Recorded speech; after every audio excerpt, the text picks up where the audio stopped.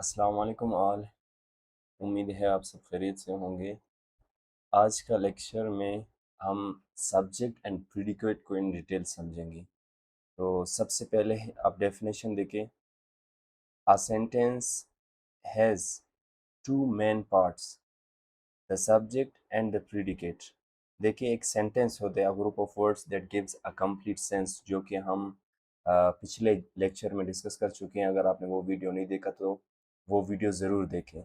अब जो आपका अ ग्रुप ऑफ वर्ड्स जो कंप्लीट सेंस देता है, उसमें क्या होता है, एक सब्जेक्ट होता है और प्रीडिकेट होता है। मतलब कि आपका सेंटेंस दो जगहों पर डिवाइडेड होता है।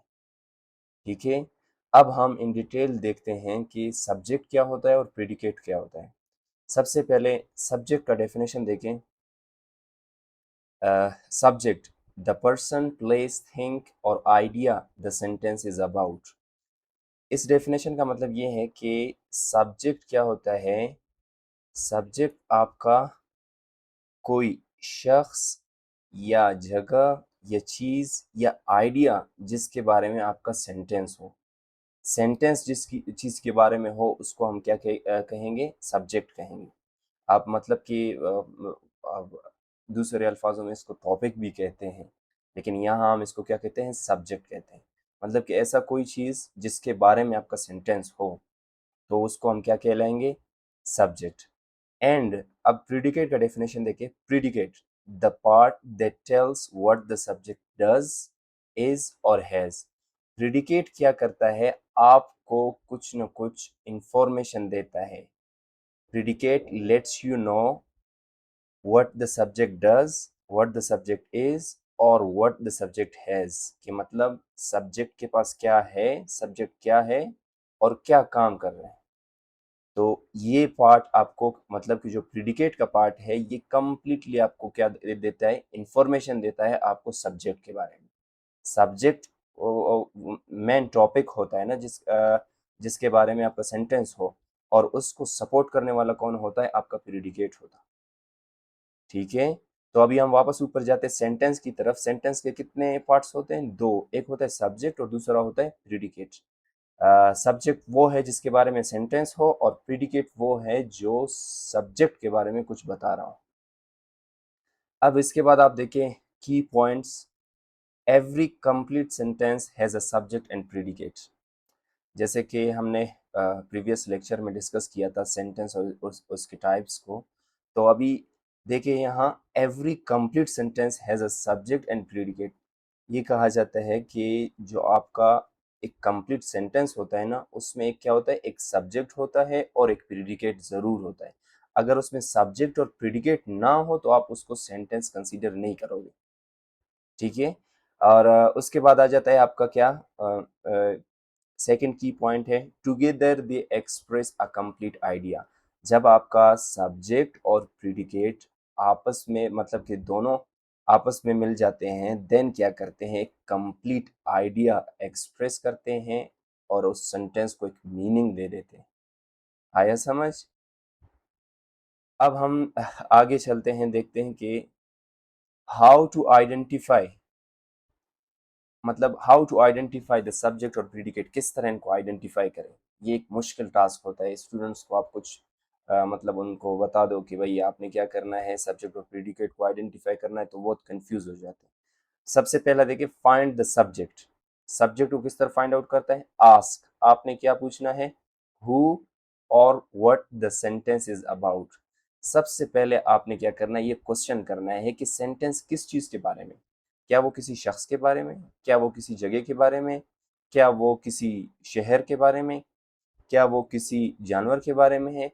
तो आपने क्या करना है, ये मतलब क्वेश्चन करना है हु और व्हाट। तो आपको जब जवाब मिला तो वो आपका क्या होगा, सब्जेक्ट होगा। फिर दूसरा हमारे पास क्या है, फाइंड द प्रीडिकेट।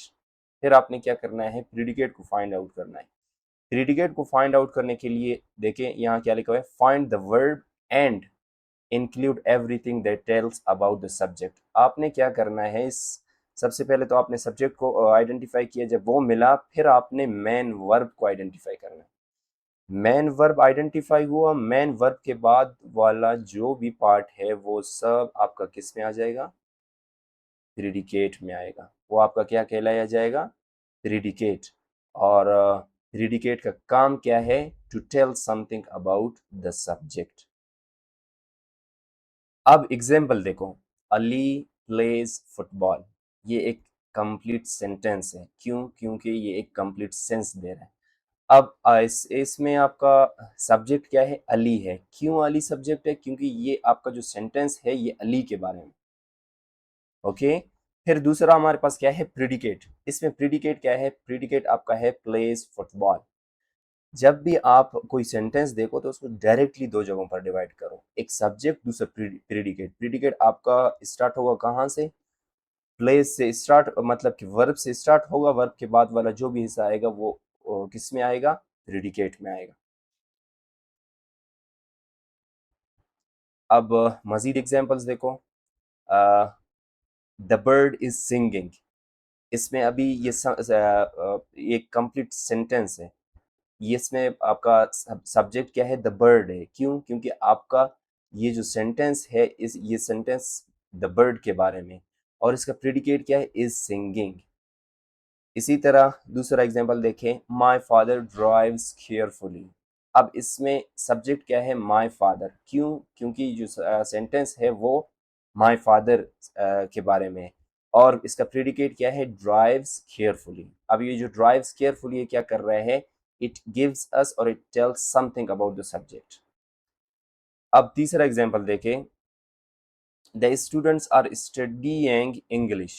स्टूडेंट्स क्या कर रहे हैं, इंग्लिश पढ़ रहे हैं। अब इसमें क्या है आपका सब्जेक्ट, द स्टूडेंट्स। क्यों सब्जेक्ट है, क्योंकि आपका जो सेंटेंस है इस सब्जेक्ट के इसी स्टूडेंट्स के ही बारे में।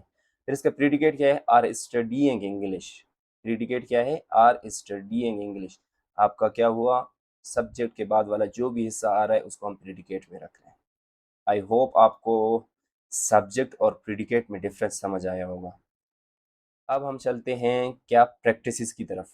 अब देखिए यहाँ पे मैं आपको कुछ प्रैक्टिसेस देता हूँ, फिर इसके बाद आपने क्या करना है, इनको सोल्व करके आपने आंसर्स कमेंट सेक्शन में लिखना है। Identify the subject and predicate. क्या करना है आपने, सिर्फ और सिर्फ इन सेंटेंसेस में सब्जेक्ट और प्रीडिकेट को आइडेंटिफाई करना है। पहला हमारे पास क्या है, सारा रोट अ लेटर।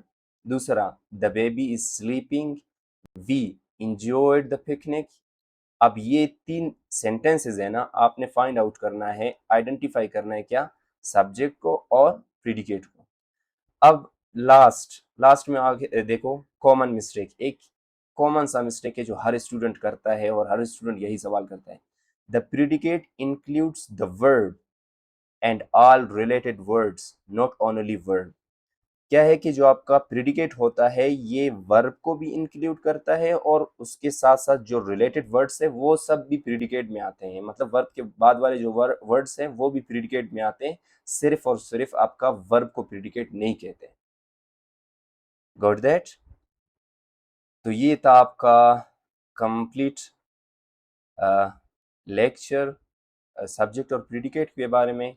अगर कोई कंफ्यूजन है तो आप कमेंट सेक्शन में पूछ सकते हो, और उसके साथ साथ ये आप एक प्रैक्टिस एक्सरसाइज करना मत भूलिएगा, identify the subject and predicate. ये करके आप कमेंट सेक्शन में ज़रूर लिखना। बहुत शुक्रिया।